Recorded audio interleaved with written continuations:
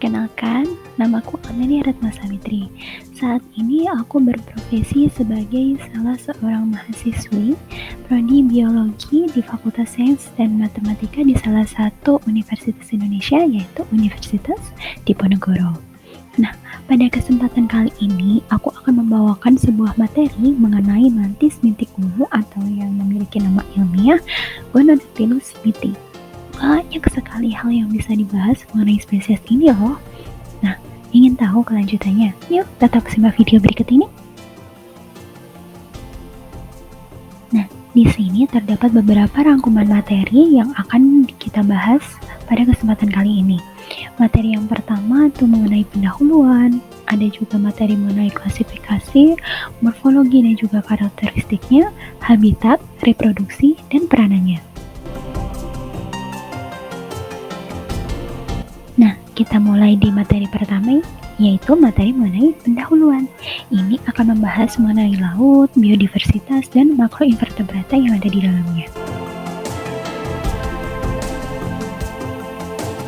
Nah, Indonesia merupakan negara yang terletak di salah satu pusat keanekaragaman hayati yang diberkahi dengan segitiga terumbu karang dan merupakan epicentrum keanekaragaman hayati laut yang mencakup 10,36 juta kilometer persegi perairan laut dan pesisir di sekitar Indonesia, Malaysia, Papua, Filipina, Timor Leste, dan juga Australia. Nah, negaranya seluas 5,79 juta kilometer persegi, di mana 1,08% dilindungi sebagai taman nasional. Keistimewaan kawasan ini tidak hanya mencakup kekayaan spesies, keendemikan, dan keanekaragaman habitat, tetapi juga kondisinya yang relatif masih asli. Terumbu karang merupakan ekosistem yang sangat beragam dan produktif. Ekosistem terumbu karang yang sehat menyediakan makanan, tempat berlindung, dan tempat pemijahan bagi ikan dan organisme laut lainnya. Salah satu kelompok organisme yang berasosiasi erat dengan terumbu karang adalah makroinvertebrata. Makroinvertebrata laut ini terdiri dari beberapa filum seperti arthropoda, echinodermata, coelenterata, moluska, dan lainnya. Salah satu jenis spesies yang keberadaannya itu jarang diketahui dan diteliti itu adalah Gonodactylus smithii. Spesies tersebut tuh sebenarnya termasuk dalam kelompok krustasea, filum arthropoda. Spesies tersebut itu juga sering disebut dengan udang mantis bintik ungu karena karakteristik yang ada pada tubuhnya. Nah, spesies ini terdistribusi di wilayah Indo-Pasifik dari French Polynesia ke Jepang, Australia, dan wilayah Indo-Malayan termasuk Indonesia. Banyak karakteristik dan peranan yang dimiliki oleh spesies ini namun jarang diketahui. Nah, untuk mengetahui lebih jauh akan dijelaskan di materi selanjutnya. Nah, materi berikutnya adalah mengenai klasifikasi. Ini meliputi beberapa tingkatan taksonomi dari spesies Gonodactylus smithii. Ini terdapat beberapa klasifikasi baik dari WORMS atau World Register of Marine Species pada tahun 2022 dan juga ada dari GBIF tahun 2022. Dari kedua klasifikasi tersebut, dari dua situs klasifikasi tersebut, spesies Gonodactylus smithii ini sama-sama tergolong ke dalam filum kelompok krustasea, filum arthropoda, dan kelas Malacostraca, famili Gonodactylidae. Nah, spesies ini tergolong ke dalam kelompok krustasea karena memiliki banyak pasang kaki per segmen tubuh dengan 2 pasang antena. Nah, bagian tubuhnya pun jelas ya, dapat dibedakan antara toraks, cephalon, dan juga abdomen, sehingga spesies ini juga tergolong dalam filum arthropoda. Nah, selain itu, tergolongnya spesies ini ke dalam kelas Malacostraca itu karena spesies ini termasuk satu-satunya ordo Decapoda yang anggotanya hanya berisi kepiting dan udang, serta mereka umumnya hidup di laut dan pantai, di mana karakteristik tersebut merujuk kepada karakteristik yang dimiliki oleh spesies Gonodactylus smithii ini, sehingga dikelompokkan dalam famili, filum, ordo, kelas, dan kelompok-kelompok tersebut.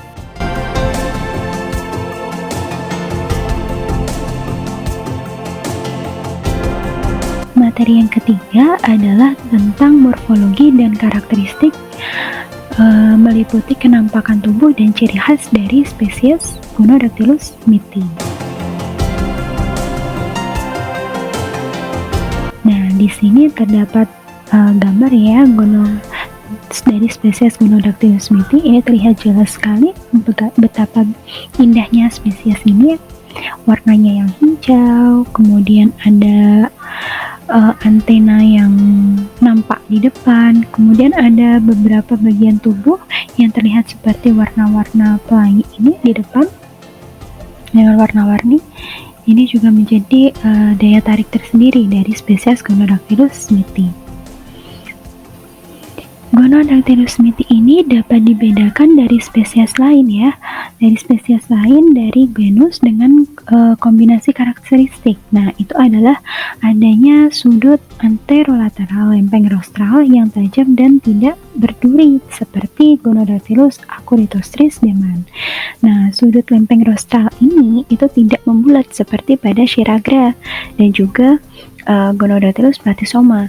Yang terakhir ini tidak memiliki bentuk jangkar di ujung posterior carina median telson. Nah, Gonodactylus smithii ini juga memiliki bintik-bintik ungu yang tidak terlihat pada spesies lain yang berkerabat dekat, sehingga itu menjadi karakteristik khusus dari spesies tersebut. Kemudian karakteristik secara umum dari Gonodactylus ini dibagi menjadi beberapa bagian ya.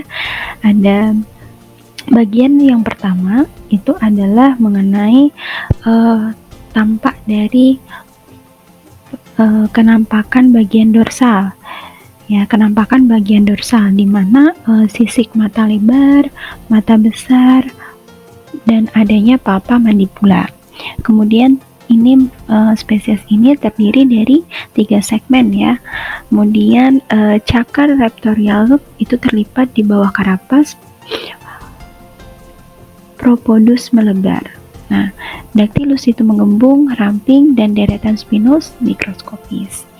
Untuk bagian kenampakan bagian ventral, itu somitoraks itu terdiri dari 6-7 proses lateral, dan somitoraks itu terdiri dari 8 lobus bulat yang tumpul. Segmen perut itu berjumlah 1-5 yang halus, dan segmen ke-6 itu memiliki karina yang tajam.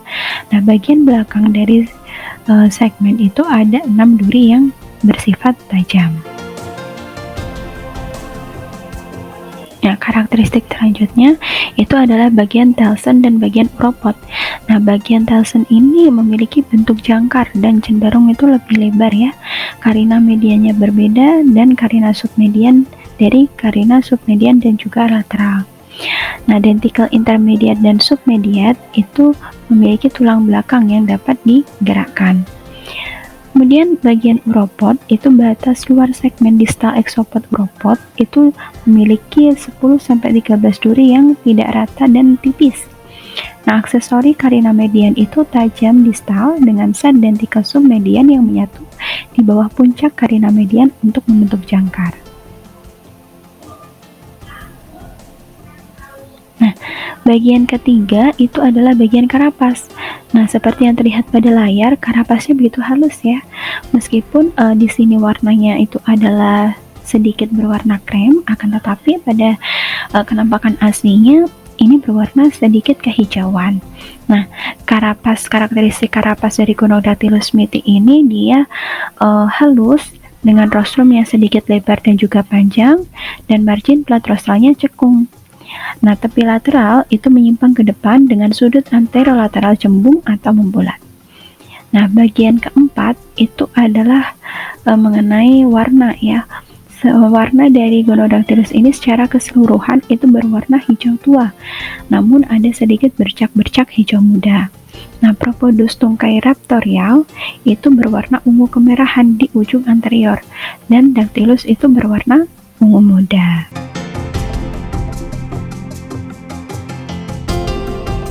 tidak terasa kita sudah menginjak ke materi keempat ya. Nah, materi keempat itu adalah mengenai habitat. Nah, di sini akan dijelaskan mengenai tempat tinggal dan kondisi lingkungan tempat dari Gonodactylus tinggal atau hidup.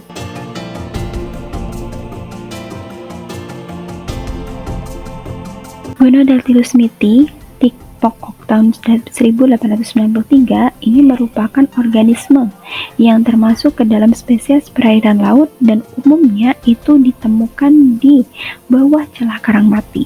Nah, Gonodactylus smithi ini seperti kebanyakan krustasea lainnya itu termasuk ke organisme bentik, yang artinya dia mendiami kedalaman antara wilayah perairan intertidal pada terumbu karang dengan kedalaman lebih dari 80 meter, tetapi yang paling umum itu berada di kedalaman intertidal yang rendah. Jadi dia tetap tinggalnya di celah-celah karang yang mati.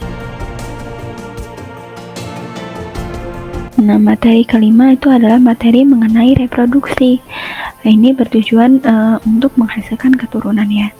Sebenarnya sedikit sekali referensi yang membahas mengenai proses reproduksi dari mantis ungu ini karena mantis bintik ungu ini karena sifatnya sebagai organisme pemukul atau organisme pancar. Jadi ketika ada makhluk asing yang mendekat, dia akan langsung memberikan respon berupa pancar atau pukulan. Sehingga banyak peneliti yang sedikit kesulitan untuk meneliti lebih jauh mengenai spesies ini. Tapi bukan berarti tidak ada referensi ya. Nah, kemudian ini ada membahas mengenai reproduksi ya. Jadi pemuliaan Gonodactylus smithi itu kan terjadi sepanjang tahun, tetapi puncaknya itu selama bulan-bulan hangat. Nah, sistem perkawinan mereka pun monogami. Tetapi ada pengamatan perkawinan dengan pasangan yang berbeda sehingga membuat spesies ini itu memiliki sifat poligini. Nah, banyak yang masih belum diketahui tentang proses kawin dari Gonodactylus smithi sejak mereka kawin, bertelur, mengerami, dan juga menetaskan telurnya di liangnya. Karena seperti yang telah disebutkan sebelumnya, spesies ini itu termasuk individu yang agresif dan default mereka adalah untuk menyerang penyerbu liang mereka. Nah, jadi inisiasi kawin dengan individu yang mendekat atau individu yang didekati itu cukup memberikan isyarat bahwa mereka siap, mau, dan siap untuk kawin dengan melambaikan meri reptorial mereka. Nah, perkawinan di antara Gonodactylus smithi ini terdiri dari pejantan yang memasukkan gonopodnya ke dalam gonodopori betina.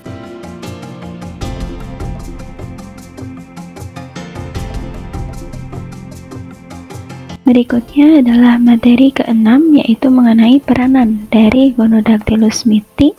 Ya, ini meliputi peranan baik positif maupun negatif. Ini sekaligus sebagai materi terakhir ya. Nah, macam-macam peranan.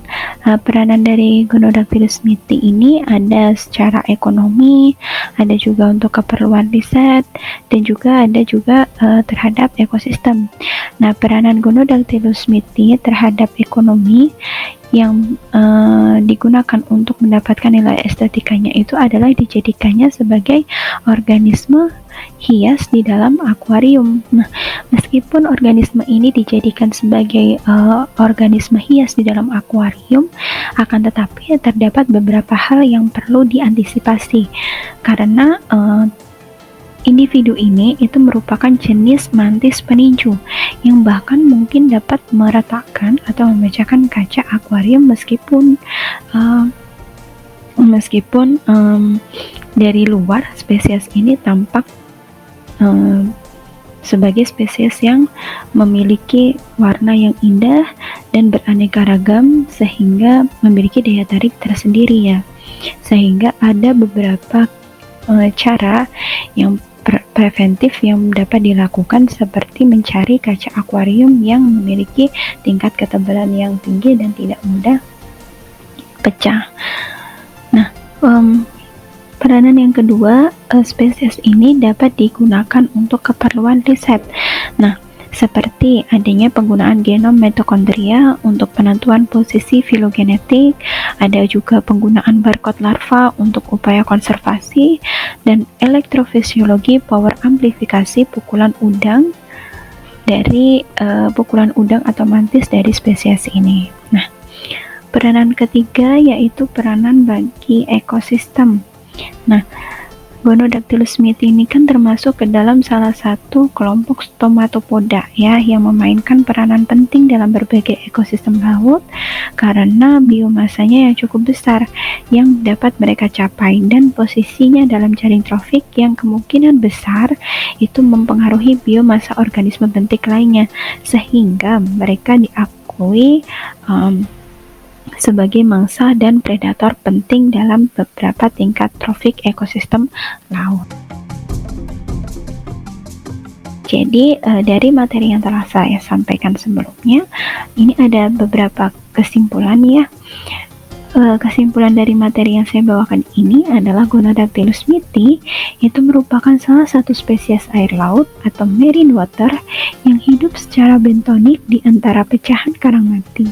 Nah, spesies ini memiliki karakteristik khas berupa bintik ungu sehingga disebut dengan mantis bintik ungu. Nah, spesies ini juga memiliki beberapa peranan dalam hal ekonomi, riset, dan ekosistem. Belum banyak riset terhadap spesies ini sehingga status keterancaman pun juga belum diketahui. Nah, berikut adalah referensi berupa jurnal yang digunakan untuk menyusun materi ini. Ini ada jurnal dengan judul Diversity and Distribution of Mantis Shrimp, Arthropod Crustacea Stomatopoda in the Gulf of Kutch, Gujarat, India. Referensi kedua berjudul Invertebrates Records from the Hadmon Coast, Gulf of Aden, Yemen. Kemudian jurnal ketiga itu ada The Mitochondrial Genome of Vauginia honey Stomatopoda, Novel Organization of the Control Region and Phylogenetic Position of the Superfamily Parasquilloidea. Dan jurnal yang terakhir yaitu ada The Complete Mitochondrial Genome of Purple Spot Mantis Shrimp, Gonodactylus smithii, Pocock, 1893. Nah, sekian materi yang dapat saya bawakan. Thanks for watching. Sampai ketemu di video berikutnya. Bye-bye.